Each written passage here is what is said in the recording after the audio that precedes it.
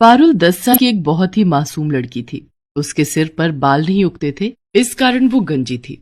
आस पड़ोस, रिश्तेदार और स्कूल में सब पारुल को गंजी या फिर टकली कहकर बुलाते थे।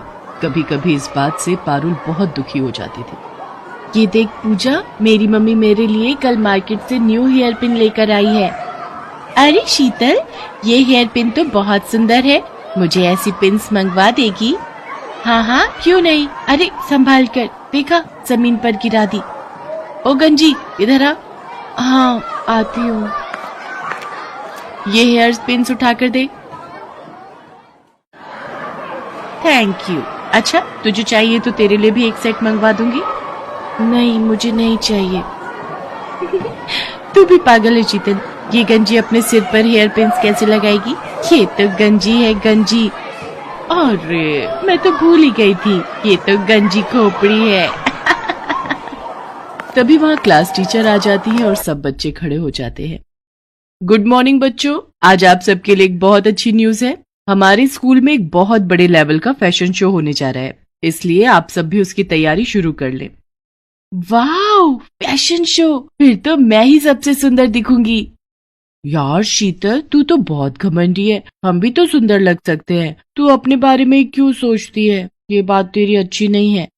अरे नहीं नहीं, मेरा वो मतलब नहीं था। तुम सब भी सुंदर बन जाना। पर मैं एक रिच फैमिली से बिलोंग करती हूँ, तो मेरे मॉम डैड तो मेरे लिए महंगी ड्रेस खरीद ही देंगे। तेरे मम्मी पापा तो जॉब करते हैं ना, तो तेरे लिए इतनी महंगी ड्रेस नहीं खरीद पाएंगे। और मेरे तो बाल भी कितने लंबे और सुंदर हैं। मैं तो अपने बालों में पार्लर से कोई भी अच्छा सा स्टाइल बनवा सकती हूँ। तुम लोगों के बाल भी बहुत छोटे छोटे हैं, बिल्कुल उस गंजी पारुल की तरह। शीतल की बातों को सुनकर पूजा गुस्से में आ जाती है, पर वो उस वक्त उसे कुछ नहीं कहती। पारुल रोती हुई घर जाती है।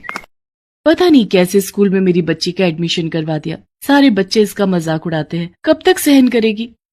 बड़ी मुश्किल से तो ये स्कूल मिला है, हमारे बजट में भी है। और फिर बच्चे हैं, बच्चों की तो आदत ही होती है एक दूसरे का मजाक उड़ाने की। पारुल बिटिया, हमें कभी भी किसी की बात का बुरा नहीं मानना चाहिए। अगर हम ऐसे ही हर किसी की बात का बुरा मानने लगे तो जीवन काटना बहुत मुश्किल हो जाएगा बच्चे। अगले दिन पारुल स्कूल के लिए निकली, पर आज वो जिस रास्ते से जाती थी उस रास्ते से ना जाकर दूसरे रास्ते से स्कूल की तरफ चली जाती है। पर वो मन ही मन सोच में थी, पता नहीं स्कूल जाने का बिल्कुल भी मन नहीं हो रहा। मेरे साथ ऐसा क्यों हुआ?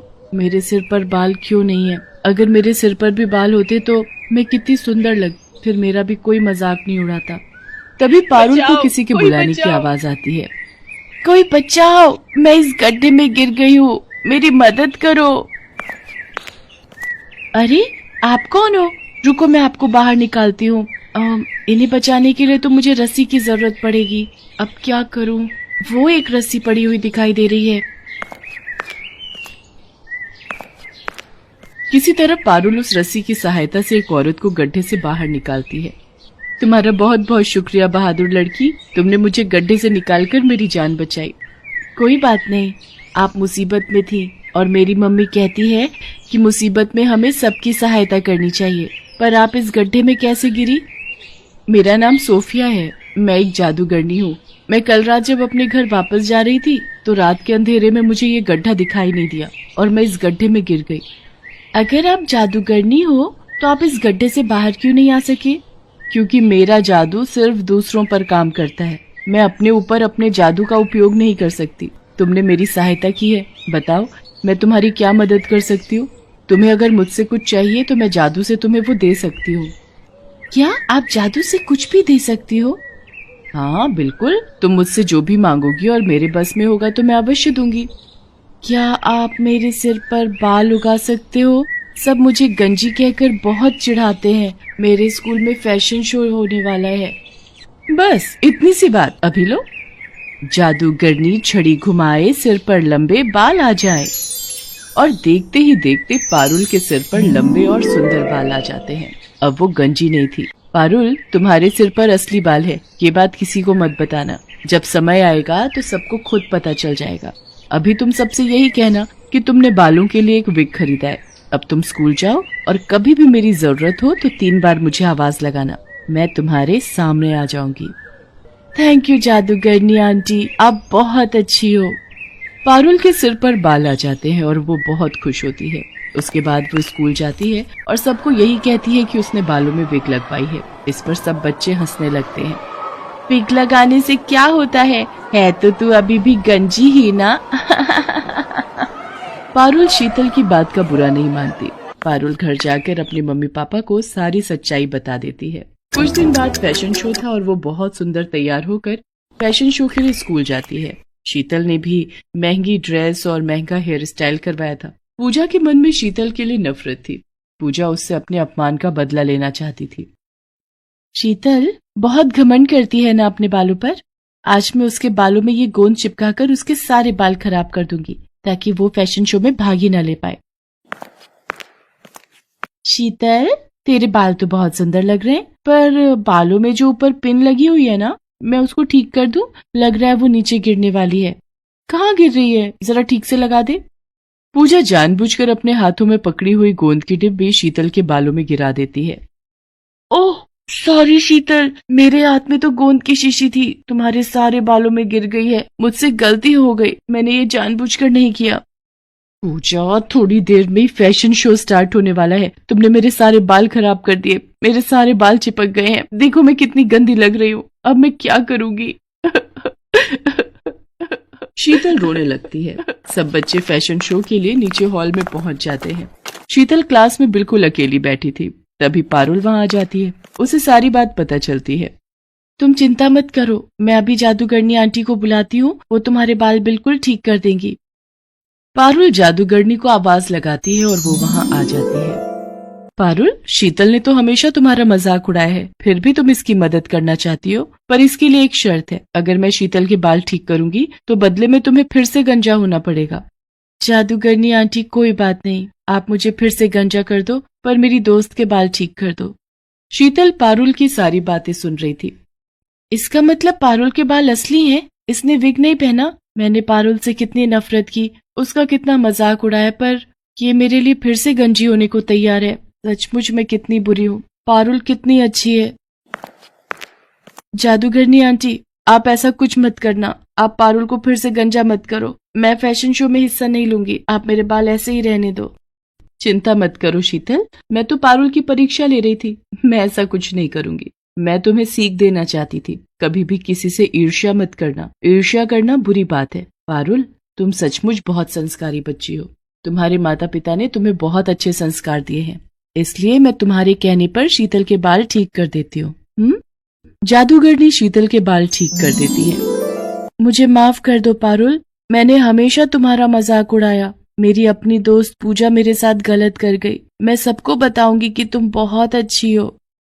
पारुल, अब मैं चलती हूँ। अब मैं कुछ समय के लिए यहाँ से दूर जा रही हूँ, इसलिए मेरा तुमसे मिलना नहीं हो पाएगा। मैं जब भी वापस आऊंगी तो तुमसे जरूर मिलूंगी। पारुल और शीतल दोनों मिलकर फैशन शो में हिस्सा लेती हैं। शीतल सबको पारुल के बारे में बताती है। शीतल ने पूजा से बात करना बंद कर दिया था, क्योंकि पूजा ने जानबूझकर बहुत बड़ी गलती की थी। उस दिन से पारुल और शीतल दोनों अच्छी दोस्त बन जाते हैं। पारुल ने हमेशा दूसरों की मदद की, और जो दूसरों की मदद करता है हमेशा उसके साथ अच्छा ही होता है।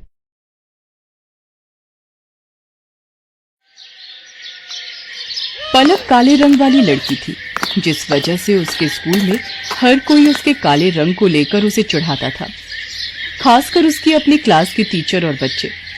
पलक, तुम लाइन में सबसे पीछे खड़ी हो जाओ, और टीना सांची, तुम कुछ सुंदर लड़कियां आगे आ जाओ। प्रिंसिपल मैम का ऑर्डर है, हमारे स्कूल के बेस्ट बच्चों का फोटो स्कूल मैगजीन में छपेगा, इसलिए मैं चाहती हूँ मेरी क्लास के बच्चों का फोटो ही मैगजीन में छपे।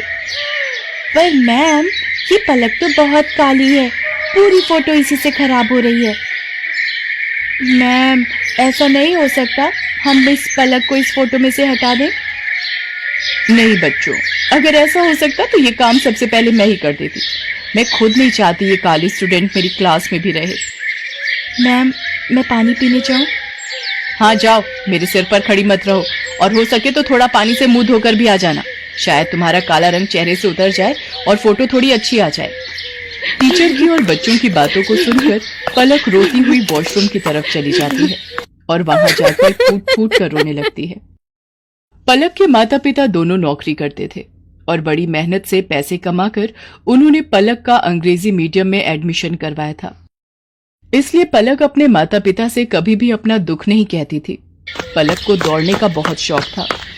वो रोजाना सुबह स्कूल जाने से पहले दौड़ने का अभ्यास करती थी, पर वो जब भी अपनी टीचर से स्कूल में दौड़ प्रतियोगिता में भाग लेने के लिए कहती थी तो उसकी टीचर उसे साफ मना कर देती थी और बच्चे उस पर हंस देते थे। तू दौड़ेगी? अपनी शक्ल देखी है कभी शीशे में? मैम तुझे कभी भी दौड़ प्रतियोगिता में नहीं लेंगी। आज तक हमेशा से टीना ही विनर रही है और आगे भी रहेगी। इतनी देर में क्लास टीचर भी आ जाती हैं। बच्चों, हमारे स्कूल को बहुत ही बड़े लेवल पर दौड़ प्रतियोगिता के लिए भेजा जा रहा है। टीना, मैंने तुम्हारा नाम प्रिंसिपल मैम को दे दिया है। ओके मैम, मैं आज से ही प्रैक्टिस शुरू कर देती हूँ। मैम, मैं भी दौड़ प्रतियोगिता में भाग लेना चाहती हूँ। नहीं पलक, मैं तुम्हें इस प्रतियोगिता में नहीं ले सकती। तुम देखने में बिल्कुल भी सुंदर नहीं हो, और अगर मैंने तुम्हें इस प्रतियोगिता में ले लिया और तुम हार गई तो प्रिंसिपल मैम मुझ पर गुस्सा होंगी। पलक रोती हुई घर आती है, पर जैसे ही वो अपनी माँ को सामने देखती है, अपने आंसू पोंछ लेती है और खाना खाने बैठ जाती है। पर उसका मन उदास था, इसलिए पलक अगले दिन स्कूल की छुट्टी ले लेती है।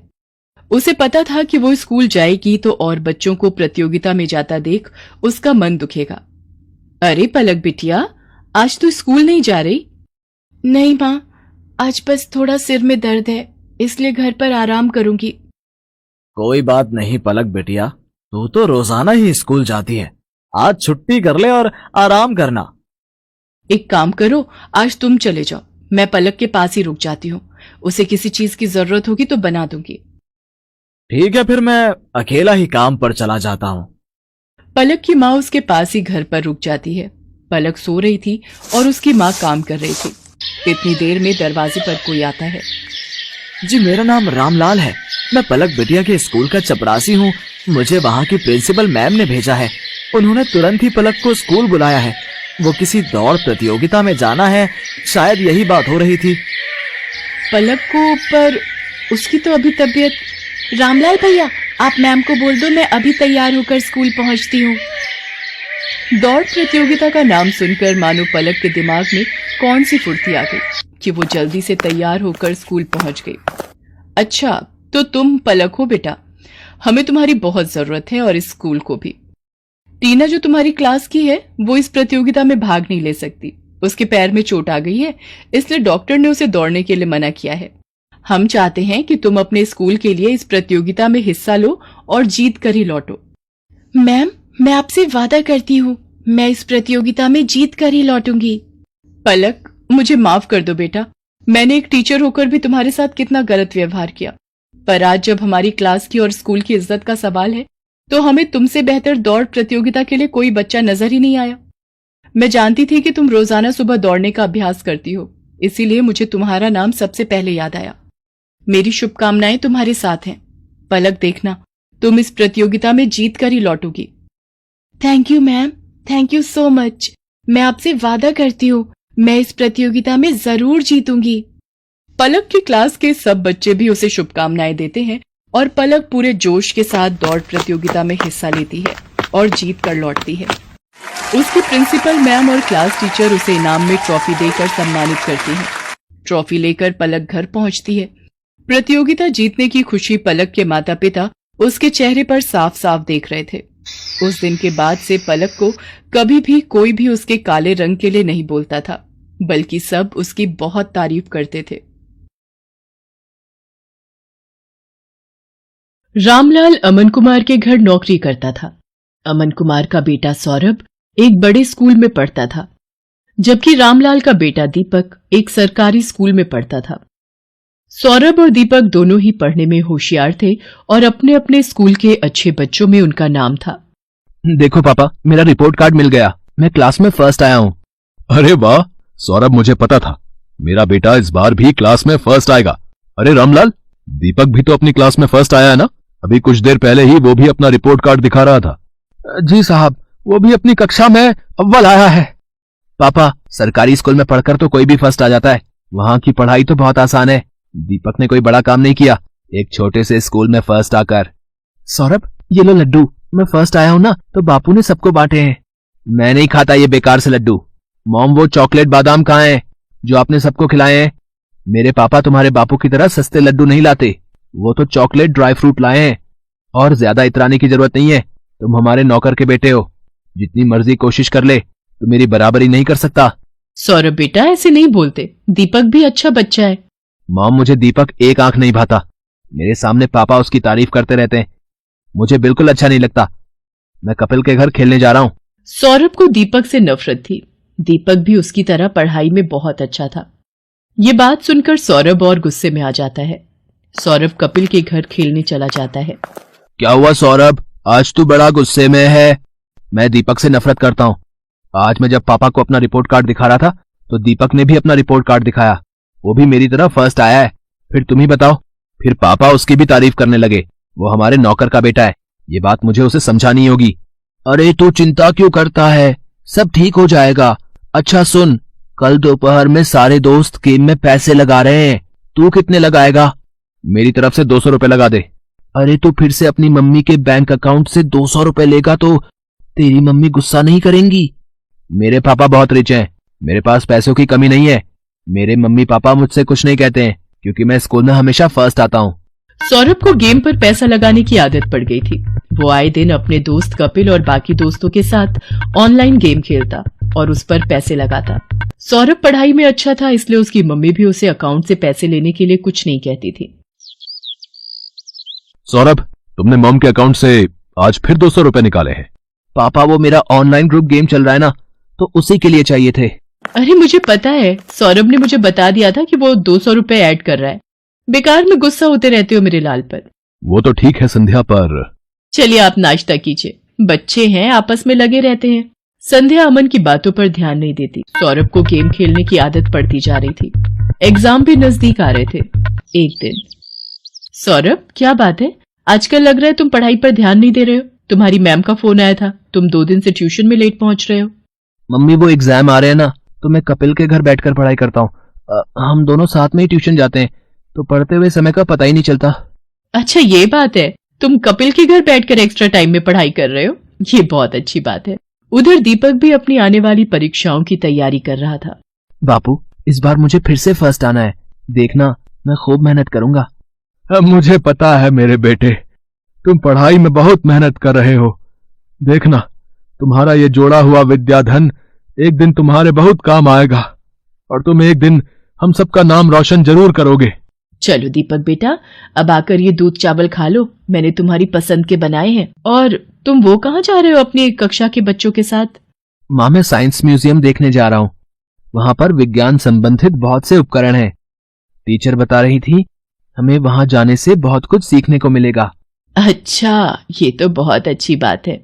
दीपक स्कूल के बच्चों के साथ साइंस म्यूजियम देखने जाता है। वहां उसे प्राइवेट स्कूल के बच्चे भी दिखाई देते हैं, जिनमें सौरभ भी होता है। सौरभ, ये तो वही लड़का है जो कई बार तेरे घर पर भी देखा है। अरे ये हमारे नौकर रामलाल का ही तो लड़का है, गरीब नौकर का बेटा है ये। हाँ, ये नौकर का बेटा है, फिर तो ये भी नौकर हुआ। सब बच्चे दीपक पर हंसने लगते हैं। दीपक घर आकर सुस्त और उदास हो जाता है।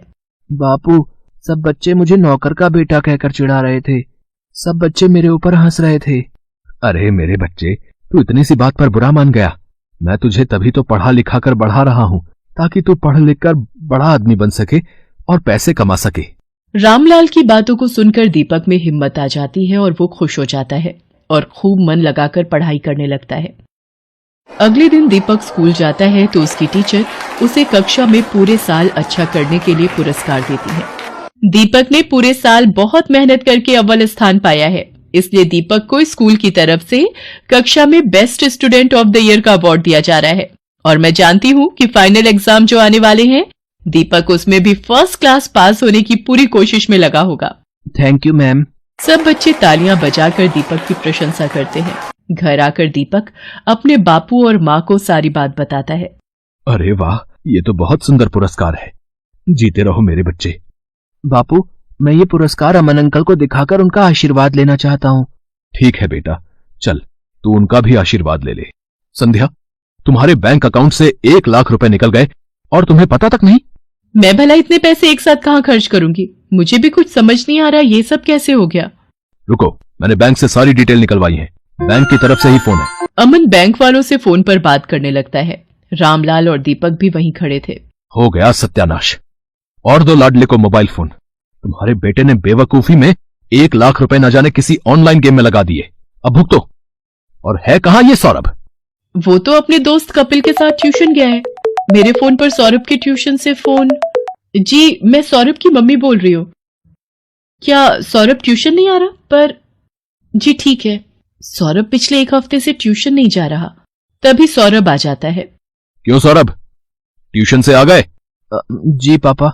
अब तुम झूठ भी बोलने लगे हो। तुमने 1 लाख रुपए किसी ऑनलाइन गेम में लगा दिए और 1 हफ्ते से ट्यूशन भी नहीं जा रहे हो। 2 दिन बाद तुम्हारे फाइनल पेपर हैं। Papa mummy, I am sorry. मैं कपिल के बहकावे में आ गया था और उसी की वजह से आज मैं स्कूल टेस्ट पेपर में भी पहली बार फेल हो गया। अरे रामलाल, तुम कब आए? और दीपक बेटा, ये तुम्हारे हाथ में क्या है? जी ये वो, आज मुझे स्कूल में बेस्ट स्टूडेंट का अवार्ड मिला तो आपका आशीर्वाद लेने आ गया। जीते रहो बेटा, खूब तरक्की करो।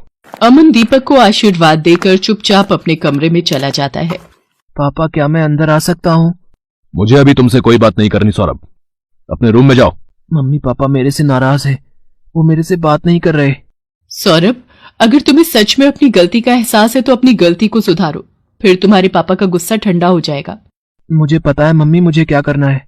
सौरभ ने अब कपिल और उसके दोस्तों के साथ गेम खेलना बंद कर दिया और खूब मन लगाकर पढ़ने लगा। पर 2 दिन बाद उसका मैथ्स का पेपर था। उसने ट्यूशन की बहुत छुट्टियां ले ली थी और उसका कोर्स अभी बहुत बाकी रह गया था। मम्मी मेरा बहुत सारा सिलेबस अभी रिवीजन के लिए बाकी है, मैं कैसे कर पाऊंगा? कुछ सवाल तो मुझे समझ भी नहीं आ रहे। सौरभ, तुम एक काम क्यों नहीं करते? दीपक की मैथ्स बहुत अच्छी है, उसके मार्क्स भी बहुत अच्छे आते हैं और मैंने सुना है अब तो सरकारी स्कूल की पढ़ाई भी बहुत अच्छी हो गई है और प्राइवेट स्कूल की किताबें और सरकारी स्कूल की किताबें एक जैसे कोर्स की पढ़ाई जाती हैं। मम्मी क्या दीपक मेरी मदद करेगा? मैंने हमेशा उसके साथ गलत व्यवहार किया है। कोई बात नहीं, पर अब तुम्हें अपनी गलती का एहसास है, ये बहुत बड़ी बात है। रामलाल, दीपक को जरा बुला लाओ, सौरभ को मैथ्स में उसकी सहायता चाहिए। हाँ हाँ मालकिन, मैं अभी बुला लाता हूँ। सौरभ दीपक की सहायता से मैथ्स के पेपर की तैयारी करता है और बाकी सभी विषयों में भी सौरभ अब दीपक के साथ ही पढ़ने लगा। सौरभ भी दीपक की तरह अपने स्कूल में फर्स्ट आता है। सौरभ, तुम्हारा रिजल्ट देखकर मैं आज बहुत खुश हूँ। पापा ये सब दीपक की वजह से ही हुआ है, इसने मेरी एग्जाम के दिनों में बहुत हेल्प की। थैंक यू दीपक। रामलाल, तुम्हारा बेटा दीपक बहुत होनहार है, देखना ये एक दिन जरूर बड़ा आदमी बनेगा। अमन अंकल, एक दिन मैं भी आपकी तरह ही बड़ा बिजनेसमैन बनूंगा।